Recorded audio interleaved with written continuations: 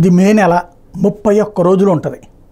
మొత్తం ఏడాది మొత్తం మీద 31 రోజులు ఖచ్చితంగా ఉండేటటువంటి నెల మే నెలే. కాబట్టి ఇప్పుడు 15కి వచ్చేసాం. 13 ఎన్నికలు జరిగినాయి, 14 అయిపోయింది, 15 లెక్కేసుకుంటే ఇంకొక 16 రోజుల పాటు పీస్ఫుల్గా ఉండండి. రాజకీయ పార్టీల అభిమానాలు ఉండొచ్చు, ప్రేమలు ఉండొచ్చు, సభ్యులు అయి ఉండొచ్చు, లేకపోతే ఏ సభ్యత్వం లేనిది అయి ఉండొచ్చు, సానుభూతి పరులం అయి ఉండొచ్చు. నరాలు తెగే ఉత్కంఠతో బీపీలు పెంచేసుకోవద్దు. ఎవరు గెలుస్తారన్నటువంటిది అందరు చెప్పిన వెంటే వినండి, అసలు ఏది వినకుండా కూర్చోండి. మీ అంచనా మీరు వేసుకోండి. ఫైనల్గా వచ్చేటప్పటికి 4వ తారీఖున అసలు రిజల్ట్ వస్తుంది. 1వ తారీఖు ఒక అంచనా వస్తుంది, ఎగ్జిట్ పోల్స్ అంచనా.